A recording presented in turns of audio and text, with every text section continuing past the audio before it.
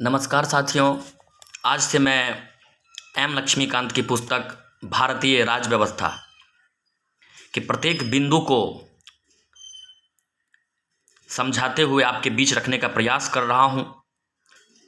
आप सब अपना सहयोग और समर्थन देते रहे। तो साथियों, ये जो एम लक्ष्मीकांत की पुस्तक के जो पहले जो अध्याय है, उसका जो पहला मुख्य टॉपिक है वो है ऐतिहासिक पृष्ठभूमि। तो भारत में जो राज व्यवस्था थी और जो नियम कायदे बनाए गए, उसकी ऐतिहासिक पृष्ठभूमि की चर्चा हम करने जा रहे हैं। आप सब वीडियो को अंत तक देखें और इसे शेयर भी करें। भारत में ब्रिटिश 1600 ईस्वी में ईस्ट इंडिया कंपनी के रूप में व्यापार करने आए महारानी एलिजाबेथ प्रथम के चार्टर द्वारा उन्हें भारत में व्यापार करने के विस्तृत अधिकार प्राप्त थे। कंपनी, जो अभी तक सिर्फ व्यापारिक कार्यों तक ही सीमित थे, ने 1765 में बंगाल, बिहार और उड़ीसा के दीवानी अर्थात राजस्व एवं दीवानी न्याय के अधिकार प्राप्त कर लिए। इसके अतिरिक्त भारत में उसके क्षेत्रीय शक्ति बनने की प्रक्रिया प्रारंभ हुई। 1858 में सिपाही विद्रोह के परिणाम स्वरूप ब्रिटिश ताज क्राउन ने भारत के शासन का उत्तरदायित्व प्रत्यक्षतः अपने हाथों में ले लिया। यह शासन 15 अगस्त 1947 में भारत की स्वतंत्रता प्राप्ति तक अनवरत रूप से जारी रहा।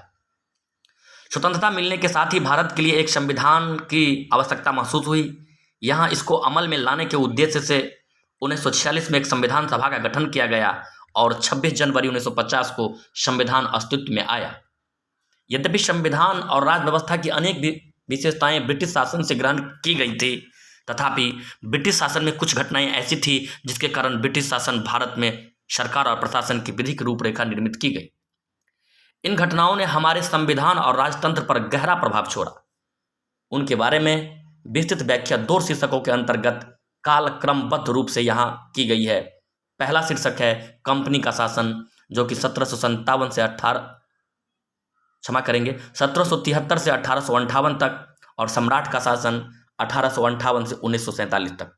तो साथियों, आप जानते हैं कि भारत में जो ब्रिटिश ईस्ट इंडिया कंपनी 1600 ईस्वी में एक व्यापार करने के उद्देश्य से आई, धीरे धीरे उन्होंने अपने क्षेत्र विस्तार करने लगे और 1765 ईस्वी में जो उसको बिहार और बंगाल की दीवानी प्राप्त हो गई, राजस्व एवं कर वसूलने का उनको अधिकार मिल गया। इसके साथ ही आप देखेंगे कि 1858 में फिर एक भयंकर विद्रोह होता है और इस विद्रोह के बाद शासन व्यवस्था में थोड़ा परिवर्तन होता है और ये जो भारत का शासन है वो प्रत्यक्ष शासन, जो वहाँ के जो क्राउन है, ब्रिटिश क्राउन, उनके हाथों में चला जाता है और ये व्यवस्था 15 अगस्त 1947 तक रहता है। फिर साथियों, जब भारत आज़ाद होता है तो वहाँ एक संविधान की आवश्यकता महसूस होती है और 1946 में संविधान सभा का गठन होता है और 26 जनवरी 1950 को संविधान अस्तित्व में आ जाता है।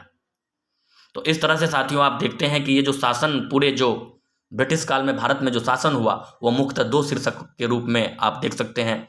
एक कंपनी का शासन था जो 1773 से 1858 तक चला और उसके बाद 1857 के विद्रोह के बाद ये सम्राट का शासन हो गया और 1858 से 1947 तक चला। तो साथियों, जब आगे बढ़ते हैं तो हम देखते हैं यहाँ कंपनी का शासन और इसको समझने की कोशिश करते हैं। तो आप जैसा कि जानते हैं कि भारत में अंग्रेजों के जो वो एक ब्रिटिश जो एक कंपनी आई थी, ब्रिटिश ईस्ट इंडिया कंपनी, उनका क्षेत्राधिकार बढ़ जाता है और पूरे भारत में उनका जो है वो क्षेत्र बढ़ने लगते हैं और इस तरह से लगभग वहाँ के वाणिज्य पर कहा जाए, वहाँ के जो व्यापार पर अंग्रेजों का एकाधिकार हो जाता है और बहुत तरह से वो वहाँ की राजनीति में भी जो अपने प्रभाव क्षेत्र को बढ़ा लेते हैं। तो ऐसा होने के बाद यहाँ अब इस देश को चलाने के लिए कुछ नियम कायदे की आवश्यकता होती है और इसी उद्देश्य से 1973 में रेगुलेटिंग एक्ट आता है। तो रेगुलेटिंग एक्ट को समझने की कोशिश करते हैं साथियों। इस अधिनियम का अत्यधिक संवैधानिक महत्व था। यथा भारत में ईस्ट इंडिया कंपनी के कार्यों को नियमित और नियंत्रित करने की दिशा में ब्रिटिश सरकार द्वारा उठाया गया पहला कदम था। नाम ही है रेगुलेटिंग एक्ट। अब जब ब्रिटिश ईस्ट इंडिया कंपनी इतना विस्तार कर लिया तो अब ब्रिटिश ईस्ट इंडिया कंपनी कैसे यहाँ भारत में कार्य करेगी, उसको कैसे नियमित करना है और कैसे नियंत्रित करना है, इस दिशा में ब्रिटिश सरकार के द्वारा उठाया गया पहला कदम था 1773 का रेगुलेटिंग एक्ट। इसके बाद इसके द्वारा पहली बार कंपनी के प्रशासनिक और राजनीतिक कार्यों को मान्यता मिली एवं इसके द्वारा भारत में केंद्रीय प्रशासन की नींव रखी गई। यानी जो कंपनी जो कार्य कर रहे थे उसके राजनीतिक और प्रशासनिक कार्यों को मान्यता मिल गई ब्रिटिश सरकार से, और भारत स्तर पर कहा जाए तो एक केंद्रीय प्रशासन की नींव 1773 के रेगुलेटिंग एक्ट के द्वारा रखी गई। इस अधिनियम की प्रमुख विशेषताएं इस प्रकार थी। इस अधिनियम द्वारा बंगाल के गवर्नर को बंगाल का गवर्नर जनरल पद नाम दिया गया एवं उसकी सहायता के लिए एक 4 सदस्यीय कार्यकारी परिषद का गठन किया गया। उल्लेखनीय है कि ऐसे पहले गवर्नर लॉर्ड वारेन हेस्टिंग थे। साथियों, इससे पहले जो आप देखे होंगे कि बंगाल, मद्रास और बम्बई अलग अलग प्रांतों में अलग अलग गवर्नर होते थे, और वो बंगाल का गवर्नर होता था, मद्रास का गवर्नर होता था। लेकिन 1773 के अधिनियम के द्वारा बंगाल के गवर्नर को बंगाल का गवर्नर जनरल नाम दे दिया गया, और पहले जो गवर्नर जनरल बने बंगाल के वो लॉर्ड वारेन हेस्टिंग्स थे। इसके द्वारा मद्रास एवं बम्बई के गवर्नर बंगाल के गवर्नर जनरल के अधीन हो गए, जबकि पहले सभी प्रेसिडेंटों के गवर्नर एक दूसरे से अलग थे। स्वाभाविक तौर पर बंगाल के गवर्नर को बंगाल का गवर्नर जनरल बना दिया गया और मद्रास और बम्बई के गवर्नर को उनके अधीन कर दिया गया।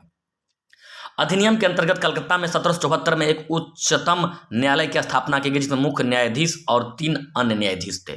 तो 1773 के रेगुलेटिंग एक्ट के द्वारा ही कलकत्ता में मुख्य न्यायालय उच्चतम न्यायालय की स्थापना की गई। इसमें एक मुख्य न्यायाधीश और 3 अन्य न्यायाधीश की नियुक्ति की गई। इसके तहत कंपनी के कर्मचारियों को निजी व्यापार करने और भारतीय लोगों से उपहार व रिश्वत लेना प्रतिबंधित कर दिया गया।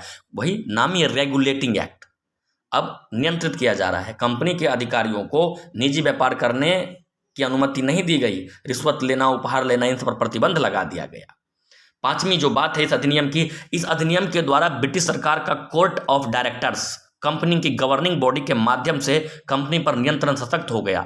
इसने भारत में इसके राजस्व, नागरिक और सैन्य मामलों की जानकारी ब्रिटिश सरकार को देना आवश्यक कर दिया।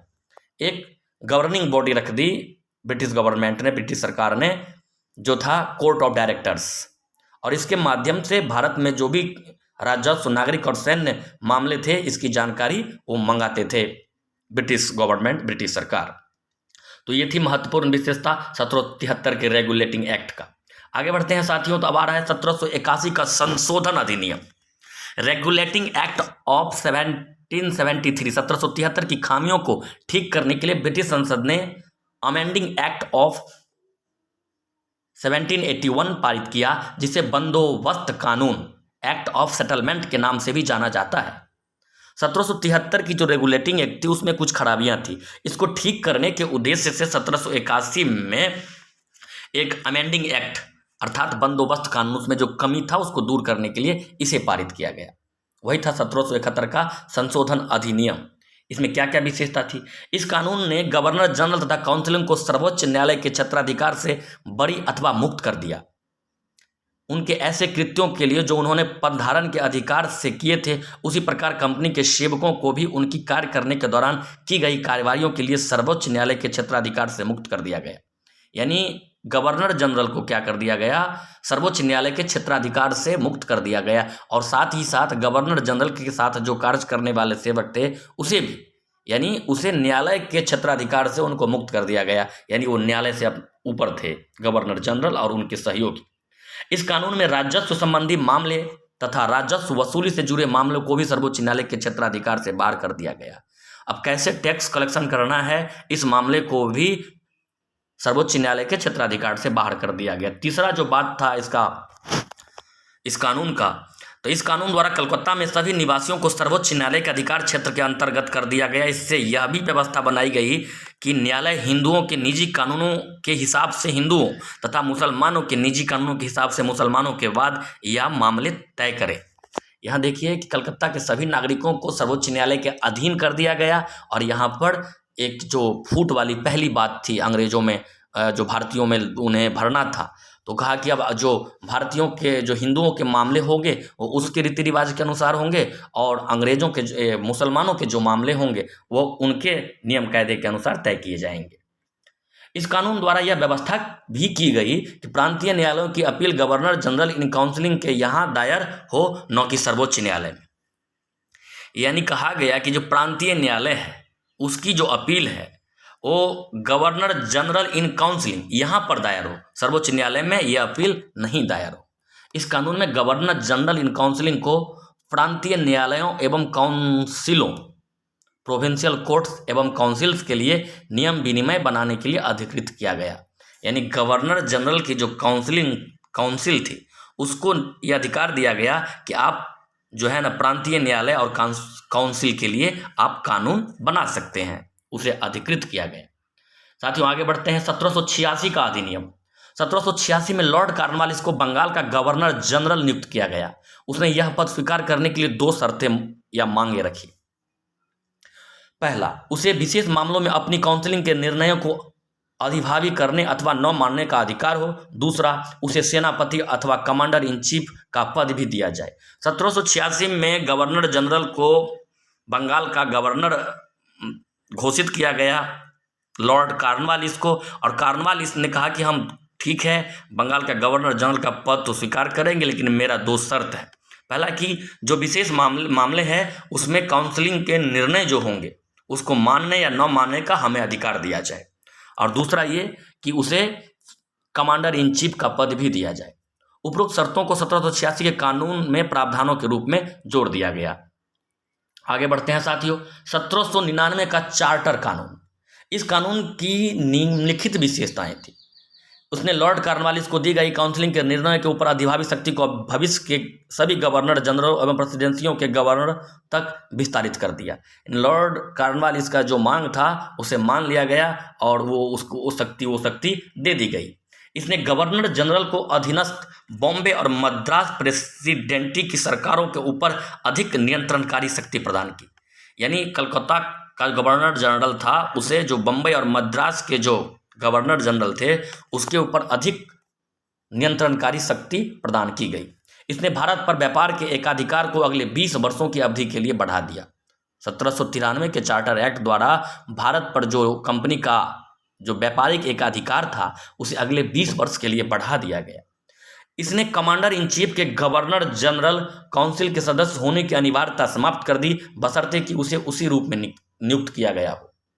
कमांडर इन चीफ के गवर्नर जनरल के काउंसिलिंग सदस्य होने की अनिवार्यता, यानी काउंसिलिंग का वो सदस्य हो, इसकी अनिवार्यता को वो समाप्त कर दिया गया इस अधिनियम के द्वारा। इसने व्यवस्था की कि बोर्ड ऑफ कंट्रोल के सदस्यों तथा उसके कर्मचारियों को भारतीय राजस्व में से ही भुगतान किया जाएगा। अब भारत का शासन संचालन हो रहा था तो ये व्यवस्था भी उसमें जोड़ दी गई कि जो बोर्ड ऑफ कंट्रोल के सदस्य है और उनका कर्मचारी है उन सब का जो वेतन भत्ते होंगे वो भारत के राजस्व से ही दिया जाएगा। आगे बढ़ते हैं साथियों। तो यहाँ चार्टर कानून 1813, यानी 93 के बाद फिर 20 वर्ष के लिए बढ़ा दिया, तो 93 के बाद 20 वर्ष जोड़ेंगे तो 1813 आ जाएगा। 1793 के बाद 20 वर्ष, अगले 20 वर्ष के बाद फिर आता है चार्टर कानून 1813 का। इस कानून ने भारत में कंपनी के व्यापार एकाधिकार को समाप्त कर दिया, यानी भारतीय व्यापार को सभी ब्रिटिश व्यापारियों के लिए खोल दिया गया। तब भी इस कानून ने चाय के व्यापार तथा चीन के साथ व्यापार में कंपनी के एकाधिकार को बहाल रखा।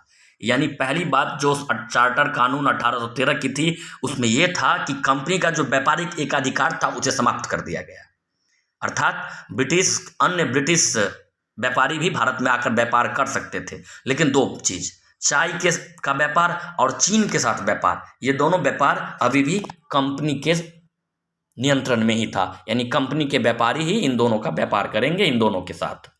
इस कानून ने भारत में कंपनी शासित क्षेत्रों पर ब्रिटेन के राजा की प्रभुता को प्रकट व स्थापित किया। यानी कंपनी शासित जो क्षेत्र था पहली बार, इसमें अब ब्रिटेन की राजा के प्रभुता को प्रकट व स्थापित किया। यानी अब जो कंपनी का जो क्षेत्र था अब उसे ब्रिटिश सरकार का जो ब्रिटेन की सरकार थी उसका क्षेत्र दर्शाया गया, पहली बार माना गया। इस कानून ने ईसाई मिशनरियों को भारत आकर लोगों को प्रबुद्ध करने की अनुमति प्रदान की। अब जो ईसाई मिशनरी थे आप चाहिए भारत में, उसको आने की अनुमति मिल गई कि भारत में आप जाइए और लोगों को एजुकेट कीजिए, मतलब उस अपनी शिक्षा दीजिए। इसके बाद इस कानून ने भारत के ब्रिटिश इलाकों में बाशिंदों के बीच पश्चिमी शिक्षा के प्रचार प्रसार की व्यवस्था कर दी। यानी जो ब्रिटिश इलाके हैं वहाँ पर, भारत के ब्रिटिश इलाके हैं वहाँ पर पश्चिमी शिक्षा, वेस्टर्न जो उन लोगों का एजुकेशन था उसके प्रचार प्रसार की व्यवस्था कर दी गई इस अधिनियम के द्वारा, यानी 1813 के चार्टर एक्ट द्वारा। इस कानून ने भारत की स्थानीय सरकारों को व्यक्तियों पर कर लगाने के लिए अधिकृत किया। कर भुगतान नहीं करने पर दंड की भी व्यवस्था की गई। भारत की स्थानीय सरकारों, जो राजे ब्रजवाड़े महाराजे थे, उसके द्वारा उनको कर लगाने का अधिकार मिल गया और कर अगर नहीं देता है तो दंड का भी प्रावधान किया गया 1813 के चार्टर अधिनियम द्वारा। तो इन सभी बिंदुओं को साथियों आप याद रखेंगे। आगे बढ़ते हैं 1784 का Pitt's India act. Regulating act 1773 की कमियों को दूर करने के लिए ब्रिटिश संसद ने एक संशोधित अधिनियम 1781 में पारित किया, जिसे एक्ट ऑफ सेटलमेंट के नाम से भी जाना जाता है। इसके बाद एक अन्य महत्वपूर्ण अधिनियम पिट्स इंडिया एक्ट 1784 अस्तित्व में आया। एक तो था कि 1773 में जो कमी रह गई थी, तो 1781 में एक्ट ऑफ सेटलमेंट आया, बंदोबस्ती कानून, जो कमी था उसको दूर करने के लिए। इसके बाद एक और कानून जोड़ा गया कि उसमें जो संशोधन के उद्देश्य से, वो था 1784 का पिट्स इंडिया एक्ट। इस अधिनियम की विशेषताएं क्या थी, इसको देखते हैं। इसने कंपनी के राजनीतिक और वाणिज्यिक कार्यों को पृथक पृथक कर दिया, यानी राजनीतिक और वाणिज्यिक कार्यों को अलग अलग कर दिया गया। इसने निदेशक मंडल को कंपनी के व्यापारिक मामलों के अधीक्षण की अनुमति तो दे दी, लेकिन राजनीतिक मामलों के प्रबंधन के लिए नियंत्रण बोर्ड, बोर्ड ऑफ कंट्रोल नाम से एक नए निकाय का गठन कर दिया। इस प्रकार द्वैध शासन की व्यवस्था का प्रारंभ किया गया। यानी कंपनी का एक बार कहा जाए कि यहाँ पर द्वैध शासन प्रारंभ होता है। Board of control and board of directors, एक निदेशक मंडल थे और एक था बोर्ड ऑफ कंट्रोल, नियंत्रक मंडल। तो उन दोनों के कार्य को अलग अलग कर दिया गया, इसलिए इसको द्वैध शासन कहा गया कि यहाँ पर बोर्ड ऑफ कंट्रोल और बोर्ड ऑफ डायरेक्टर्स अलग अलग क्षेत्र बांट दिए गए, अलग अलग विषय वस्तु बांट दिए गए।